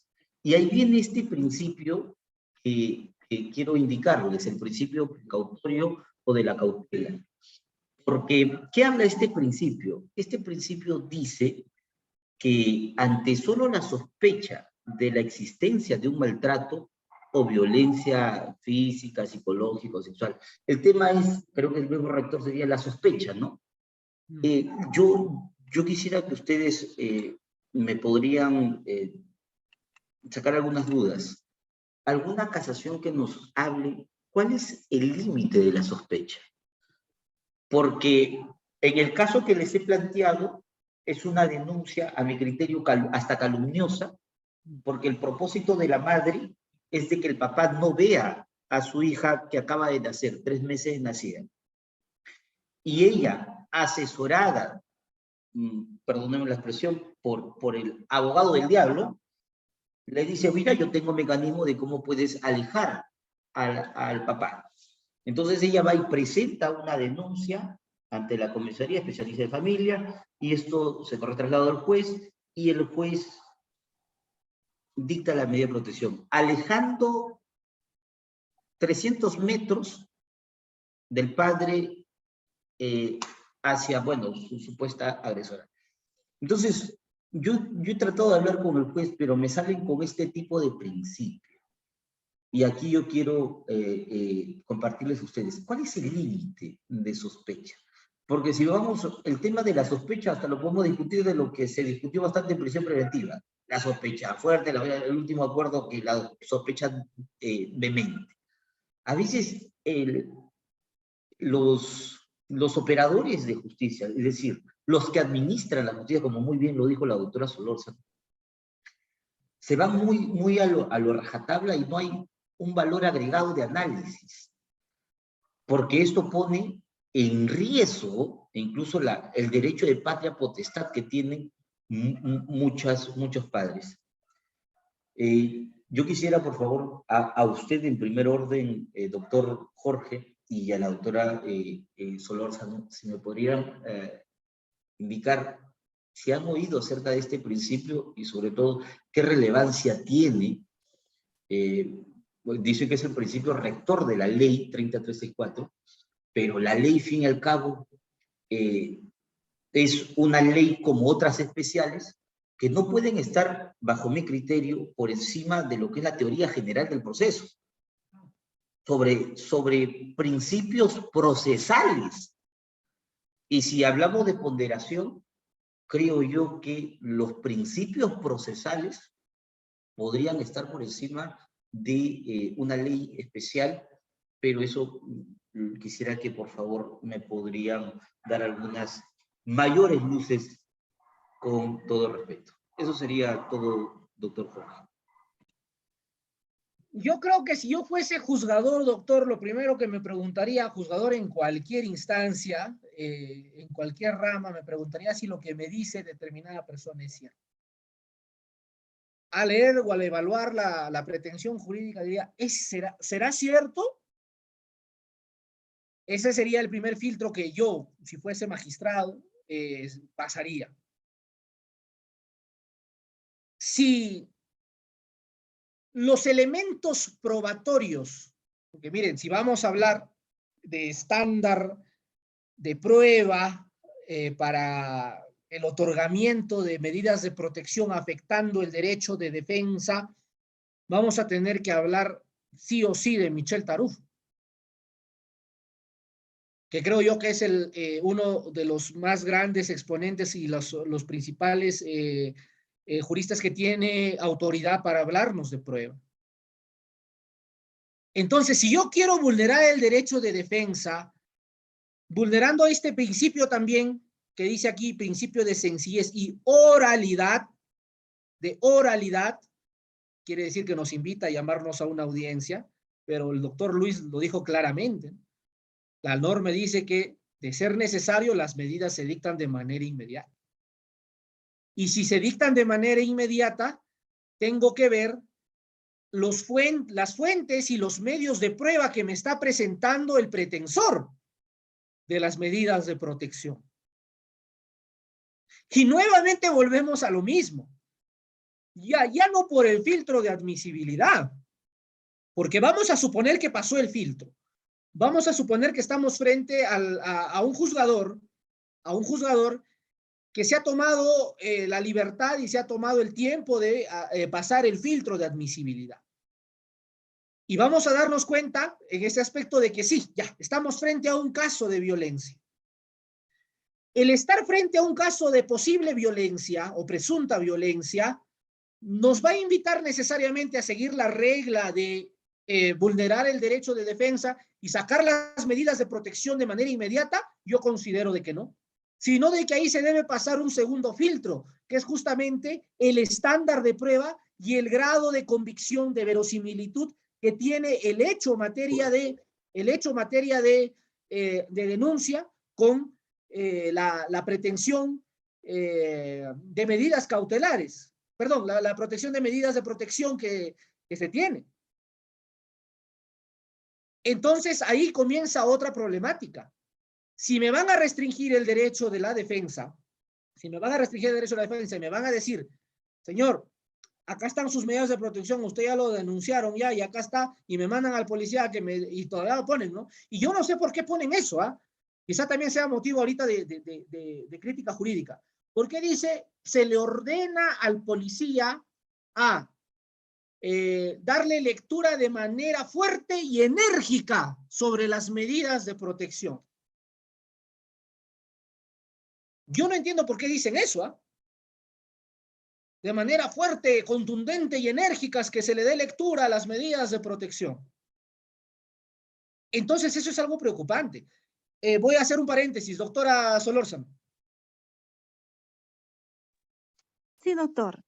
Bueno, en principio, el Tribunal Constitucional, en la sentencia 3778-2019 AA, ha establecido en el fundamento 29, si mal no me acuerdo, que no hay afectación al derecho de defensa con el dictado de las medidas de protección, toda vez que ese derecho de ser oído de defensa, sobre todo el ser oído, se ha trasladado al ámbito sanción, o sea, al ámbito penal, porque ahí es donde se va a dilucidar el tema de si hubo violencia o no hubo violencia. Y en cambio, en las medidas de protección, lo que se va a ver, como le vuelvo a repetir, es el riesgo, vulnerabilidad. Y bueno, como un presupuesto más, la situación de asimetría de poder o estereotipos de género. Ya. Ahora, cuando hablamos sobre ese tema, doctor, el derecho de defensa tampoco se vulneraría. ¿Por qué? Porque la parte que no ha podido asistir a una audiencia, incluso la ley misma dice, nunca puede estar en el mismo ambiente el agresor con la víctima, ¿no? Entonces, se podría, el derecho de defensa lo puede ejercitar incluso en segunda instancia, en grado de apelación, presentar sus elementos que refuten las situaciones de supuesto riesgo y desprotección. Entonces, y más aún cuando las medidas de protección tampoco es vinculante para el dictado o para evaluar en un proceso de penal o en una investigación penal en el ámbito de sanción. Entonces, no es vinculante. Entonces, no podría haber una vulneración a ese derecho de defensa o de ser oído. Por otra parte, cuando hablamos de las medidas de protección, cuando habla de un supuesto de una evidente vulneración, ¿no? No todo en los casos se da. El juez tiene que evaluar las circunstancias en las que se presenta. Obviamente, esa suposición, ¿no? O esa presunción no se puede dar en forma genérica a todos los casos. No solo en determinados supuestos. Por ejemplo, en un caso, un niño va que no tiene a un padre o no tiene a los demás integrantes de su familia, va y le dice, mi papá me acaba de maltratar o mi mamá me acaba de maltratar, y no hay una persona que le pueda llevar pues ante a un operador más de apoyo a la justicia, como puede ser un psicólogo, un asistente, para que pueda evaluar. En esa instancia tiene pues el juez el deber de dictar las medidas de protección dadas las circunstancias. Y también la ley establece claramente, ¿no?, que hay principios, ¿no?, para el dictado de las medidas las medidas de protección. Ahora, ahí rige el principio de interés superior del niño ante cualquier situación y el principio de proporcionalidad. Jamás de los jamases voy a dictar, pues si la norma, justo le decía, la ley dice un distanciamiento de 300 metros o 500 metros, y si no se puede dar, entonces de alguna manera impediría, pues, que esa persona se pueda, incluso elaborar, pues, ¿no? Entonces el juez tendría que valorar en la medida, esa dictada de medida tiene que ser proporcional y razonable. No necesariamente puede ser 300 metros, puede ser 2 metros, 3 metros. Incluso la norma nos faculta, por el principio de flexibilidad, dictar otras medidas que pueden ser más satisfactorias para evitar un mayor perjuicio a esa presunta víctima. Entonces, esa presunción tiene que estar basada también en las circunstancias que se están presentando, no en todos los casos. Se habla de un principio precautorio, y ese principio solo se rige, doctor, en determinados supuestos, no en todas, ¿no? Lastimosamente, tenemos esa mala costumbre de en nuestras resoluciones pegar cualquier cosa y sin un mayor sustento, sin un mayor análisis del supuesto de hecho, con la norma jurídica, un valor, y cuando tú subsumes ese hecho a esa norma jurídica. Ya, doctora Solórzano, entonces tenemos ahí la posición de que no vulnera el derecho. Yo sigo insistiendo en que sí vulnera el derecho de defensa, y ahorita vamos a comenzar por qué. Doctor, En base a los principios. Doctor Castillo. Sí, gracias, doctora Solórzano, si me permite, por medio del doctor Jorge. El Tribunal Constitucional, si me podría volver a decir el expediente, por favor, y voy a decir algo más respecto de este principio que he mencionado, porque no lo terminé de leer. En este principio precautorio, nos habla que incluso se requiere solamente la sospecha y que no siendo necesario exigir la probanza de la certeza del acto violento. Ahora, me gustó bastante lo que la doctora acaba de mencionar, que son para determinados supuestos este principio, es decir, no se puede aplicar de manera genérica. Doctora, por medio del doctor Jorge, ¿nos podría decir, por favor, cuáles son esos supuestos? Porque para mí sería fundamental poder rebatir a un juez cuando me saque esta norma así de manera rajatabla, porque yo he cuestionado el tema del derecho de defensa, porque, a ver, usted acaba de mencionar que no se vulnera según el Tribunal Constitucional porque tenemos lo que es la pluralidad de instancia y tenemos otros aspectos. Pero, ¿qué pasa cuando las medidas de protección no está solamente orientada a proteger una supuesta víctima, sino que restringen derechos fundamentales. Y una de ellos, por ejemplo, le comento, ¿no? El interés superior del niño, entiendo yo, de que los derechos, de acuerdo al derecho, al Código Civil, uno lo tiene desde que puede ejercer es decir, desde los derechos, perdón, me corrijo ahí, los derechos lo tiene cuando uno a ver, los bebés, los recién nacidos, ¿tienen derecho? Sí, por supuesto que sí. Y uno de esos derechos que yo, por ejemplo, suelo decir, es de que si estamos frente a una madre que no tiene cuidado y que se presenta con denuncias calumniosas, ¿es que acaso no es un derecho del niño ser protegido por el padre? Porque la patria potestad prevé de que los padres tienen una obligación de cuidar. Y esto la Corte Interamericana también se ha pronunciado respecto de lo que es el derecho del niño. Entonces, siempre ahí tengo una incógnita cuando se dice de que no se vulnera el derecho de defensa, pero, perdón, pero ya se están afectando derechos. Y esos derechos, ¿es que acaso para eso no está el derecho de defensa precisamente para prever o evitar vulneraciones de derechos fundamentales? Entonces, por ahí tengo todavía ese hincapié que todavía me sigue insistiendo. Doctorcita Solórzano, por favor, si me podría brindar ese expediente del test del Tribunal Constitucional nuevamente. Para mayor análisis. Está en el chat, doctor. Ya, magnífico, magnífico. 3378-2019, acción de amparo. Ya, y solamente con esto quiero terminar. Respecto de la prueba que usted menciona, este principio que he mencionado hace un momento indica de que no hace falta análisis probatorio para la medida de protección.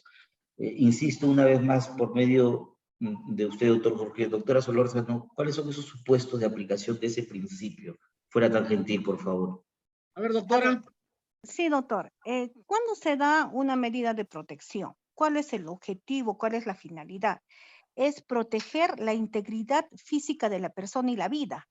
Cuando se ve eminentemente una desprotección o se va a vulnerar esos derechos, entonces las medidas tienen que ser inmediatas, ¿no? Ante una sospecha mínima. Por ejemplo, puede ser que la persona está, pues, constantemente vigilando o puede, pues, determinados supuestos, ¿no? Que son infinidades. Siempre que se ponga en riesgo eminente la integridad física de la persona y la vida. Y son el ámbito de tutela, básicamente, en eso se basa. Entonces, los supuestos se pueden prestar en miles, ¿no? Pero nosotros justamente ahí tenemos que utilizar la proporcionalidad y la razonabilidad. Ahora, cuando usted me dice del derecho de defensa no se vulnera, el derecho de defensa, ¿cómo uno lo ejercita? A través de los recursos impugnatorios, a través de la presentación de medios probatorios, a través tal vez de ser oídos. Mi pregunta es, ¿cuántos de nosotros en un proceso, cuando hemos intervenido, hemos sido escuchados, nos han favorecido en determinada sentencia, en determinada resolución? ¿No? Entonces también tenemos que ponernos en esos supuestos. Y cuando le hablaba que no hay una vulneración, ¿por qué? Porque en una segunda instancia tú puedes presentar esos medios probatorios y la ley, tanto el Código Procesal Civil, ¿no? Te permite que en una segunda instancia se puede valorar esos medios probatorios que ha sido limitado al momento que en una audiencia, ¿no? Entonces, si bien es cierto, las medidas cautelares se ejecutan de manera inmediata, no, es igual que una sentencia, tú tienes que cumplir la ejecución y no por eso había una vulneración. Entonces, para que puedas determinar, y como le vuelvo a repetir, una medida de protección no es vinculante para si hoy me dictaron las medidas de protección, necesariamente me van a determinar que soy responsable de ese hecho. No, no es vinculante, solamente se dicta para salvaguardar la integridad física y de la vida de la persona supuestamente vulnerada. Además también, y para evitar la gravedad o que esa violencia siga siendo más gravosa, ¿no? Por ejemplo, en una situación de una madre que efectivamente pues fue violentada por el padre ante el requerimiento de pagar la pensión de alimentos. Entonces el padre, obviamente, si el papá no va a pagar, la mamá va a tener que insistir y cada vez ir a molestar y la situación se puede agravar. En este hecho, en este supuesto, pues el juez tiene la facultad de dictar pues la asignación anticipada de emergencia, ¿no? Entonces es un supuesto porque va a evitar que esta violencia siga incrementándose, ¿no? Y también pues que incluso puede llegar a situaciones mayores. Entonces, cuando uno va a ver los supuestos de presunción o sospecha, tiene que estar directamente relacionado y tiene que haber una afectación inminente de la vida y la integridad de la víctima, ¿no? No, pues hay una vida porque me insultó, me gritó y es eminente mi vulnerabilidad y mi riesgo a padecer cualquier situación, pues, ¿no? Obviamente, y es totalmente desproporcional que no puede ser. Y justamente en una apelación uno tiene que refutar ese hecho, hacer ver, ¿no? Que no ha sido proporcional, hay otras medidas igualmente satisfactorias, incluso se puede aplicar el test de proporcionalidad. Entonces, lastimosamente nosotros no lo hacemos, los abogados no lo hacen. Entonces, si queremos que mejore nuestra situación, pues, ¿no? Bien. Doctor Luis, ¿algo más? Sí, solamente la última, si me permite. Me olvidé dar un dato adicional. Adelante. ¿Qué pasa cuando antes de dictar la medida de protección, ojo que en la evaluación de riesgo sale riesgo leve? ¿Qué pasa antes de dictar la medida de protección? Uno presenta un escrito de apersonamiento y indicándole al juez de que nos brinde la oportunidad de dar un descargo, una defensa material, a efecto de esclarecer los hechos para que la medida de protección no precisamente vulnere esos derechos que nosotros ya teníamos en cuenta, que el juez iba a dictar. Pese a ese escrito, el juez hace caso omiso, dicta la medida de protección y no da lugar a que uno presente su derecho de defensa. En ese supuesto específico, en vista que uno lo ha pedido, ¿habría vulneración del derecho de defensa? Porque estamos hablando de otro contexto. Si me podrían absolver esa duda, por favor. El derecho de defensa no ha habido vulneración porque le ha permitido presentar. Y si usted presentó y no valora, y es una cuestión de valoración, pues no al momento que emitió. Y si ha omitido valorar, entonces es una cuestión de un cuestionamiento en vía de apelación. Porque el juez tiene que valorar todos los elementos fácticos y elementos, los documentales, ¿no? Y tiene que hacer una valoración conjunta. Si bien es cierto, no hay una estación probatoria, pero eso no le quita que el juez tiene que valorar no solo los documentos, sino tiene que relacionarse con los elementos fácticos que se exponen en las situaciones, ¿no?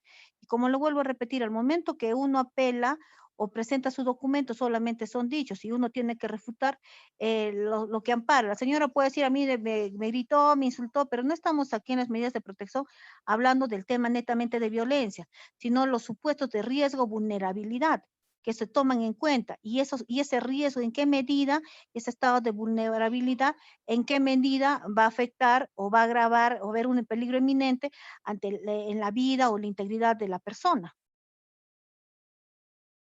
Bien, yo sigo siendo de la, perdón, yo sigo siendo de la posición, evidentemente en el mundo del derecho y frente a la posición, voy a hacer un poco filosofía del derecho, la posición que manejamos, podemos ubicarnos en el aspecto del funcionalismo o del finalismo. Yo siempre me he inclinado por el primero. Yo sí considero que hay afectación al derecho, al derecho de defensa, justamente por la teoría procesal. Y el caso que estamos comentando me hace recordar una vez en una inspección técnico-fiscal. Obviamente existen honorables fiscales, pero hay veces que por ahí puede que estuvo de mal humor o no durmió bien quizá. Y estábamos ejerciendo el derecho de contradicción. y dijo que el derecho de defensa en el aspecto de la contradicción, no de apelación, no del otro, se da en el proceso penal. Y evidentemente si estoy en una inspección técnico-fiscal es porque estoy en un proceso penal. Esa misma lógica traslado a este tipo de, a los procesos en los cuales... Entonces yo creo que no deberían restringir por teoría procesal, pese a los principios, pese a la posición de la doctora Solórzano, que evidentemente son válidas, el derecho de defensa.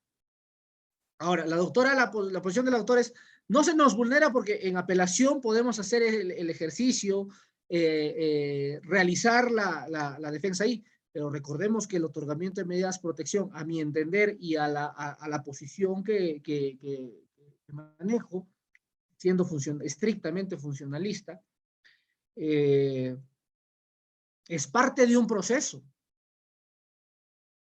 Es parte de un proceso.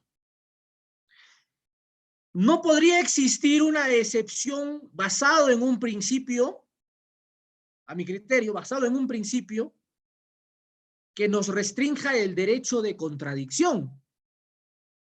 Máxime que el doctor Luis presentó su documento y donde refiere de que quiere presentar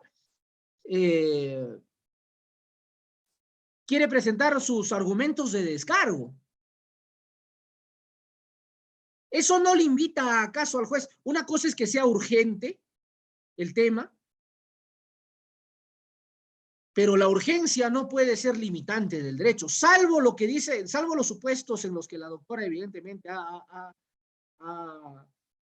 establecido, ¿no? Y ahí evidentemente se aplica la proporcionalidad, el test de proporcionalidad, y evidentemente ante la vulnerabilidad va a primar los derechos. Principio de interés superior del niño, ¿cierto? O de la víctima. Lo que sucede, y ha sido la columna vertebral de lo cual hemos estado conversando, es que no se analiza, pues. O sea, en el caso que nos comenta el doctor Luis, si no cumple esos requisitos que la doctora Solórzano nos ha ilustrado, entonces yo considero de que sí se vulnera el derecho de defensa. Pero si está enmarcado dentro de ello, evidentemente, dentro del test de proporcionalidad se va a primar la integridad de la persona, entre comillas, ofendida, entre la persona supuestamente agraviada. Entonces, esa es la lógica que yo modestamente también comparto con ustedes para desarrollar este tema. Y justamente estas conversaciones sirven para eso, ¿no? Para mostrar ambas posiciones. Ahora, recordemos que los jueces hablan por sus resoluciones. Entonces, tendríamos que ver las resoluciones de esos jueces para que el doctor Luis pueda aplicar si el argumento de la doctora Solórzano, o cualquiera de ustedes que están acá, creo que somos 40 o un poco más o poco menos, puedan usar otro tipo de argumentos. Porque el tema es abundante, el tema es muy grande. Y justamente dentro de los principios rectores, como lo establece la misma ley, está lo que yo les refería frente al principio de oralidad. El doctor o doctora 621203 nos dice, de acuerdo al debido proceso, el juez no toma en cuenta que está vulnerando el derecho de defensa. Bueno, acá hay otra opinión que coincide quizá con la mía. Muy bien, doctores. El tema, en realidad, el día de hoy del módulo 1 era justamente propiciar lo que hemos propiciado, porque los temas que es temática general, que viene a ser el objeto de la ley, que lo hemos conversado frente a las posturas que hemos tomado, la doctora Solórzano, el doctor Castillo, el doctor o doctora 621203. Parte de nuestra conversación iba a ser pues el tema de los principios, que en buena cuenta lo hemos desarrollado, ¿no? Hemos desarrollado en base a lo que justamente hemos estado conversando frente al principio de dualidad, razonabilidad y proporcionalidad, que lo hemos sí, doctora Sara, no se preocupe, que lo hemos desarrollado desde el inicio. y que la doctora Solórzano, siendo fiscal superior, especialista en el tema, pues ha sido bastante incidente en el tema de la ya, doctora Guadalupe Navarro Gutiérrez. Qué gusto, doctora, 62120. Ya no lo voy a decir así, ya. Doctora Guadalupe. Creo que no es la única clase que usted la veo por acá. Siempre verifico ese usuario. Entonces, siempre ha sido una columna vertebral también, ¿no? El tema de la razonabilidad y proporcionalidad. Quizás aquí con esto finiquitaríamos, y los invito nuevamente a entrar en diálogo de conversación sobre el tema del principio de igualdad y no discriminación. Y justamente era lo que yo conversaba o les refería al inicio, doctores. Quizá esto ya no hace notar mucho, ¿no? Pero los varones, cuando acuden ante un hecho de violencia familiar bajo los principios rectores que ya hemos conversado, los supuestos y los presupuestos, bajo los filtros que hemos trazado, ¿creen ustedes que los juzgados tienen la misma tratativa cuando una persona del sexo masculino, del género masculino, acude a estos estrados judiciales? ¿O es que ahí sí se realiza un control de legalidad o se realizan los filtros o manejan el mismo criterio que hemos estado hablando desde un inicio? De mi parte, doctores, conozco de cerca, no he patrocinado, pero conozco de cerca temas que sí constituyen violencia y donde no les han otorgado medidas de protección. Evidentemente no ponen por ser del género masculino, pero coincidentemente en los tres casos coincidieron en que no se le otorgaron las medidas de protección. En solo uno se le otorgó una medida de protección de menos gravosidad. Gracias, doctora Guaita, de menos gravosidad. Es decir, prohibir que se comunique por teléfono, pero nada más que eso. ¿Qué opinan al respecto? ¿Existiría la vulneración del principio de no discriminación cuando una persona de género masculino acude a los estrados judiciales?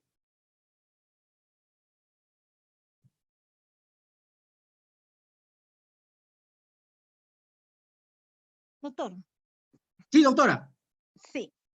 La ley 30.364 claramente dice es proteger a la mujer y a Ajá. los integrantes del grupo familiar. Entonces, esta ley tiene su razón de ser toda vez que en nuestro sector, generalmente pues en nuestras zonas, pues, ¿no? Existe mucho el machismo y se Ajá. ve pues muchos hechos de estereotipo de género. Y con ese motivo pues se dicta esa ley y ese amparo a la mujer, no solo en el ámbito privado, sino también público, ¿no? Se extiende incluso hasta en el marco laboral. Entonces, cuando se habla de un varón, no estaría pues dentro de ese rubro de discriminación, podría pues canalizarse por otro hecho, por el simplemente de ser varón. Pero Ya. sí, la ley protege cuando ese varón está inmerso dentro del grupo o considerado como integrante del grupo familiar.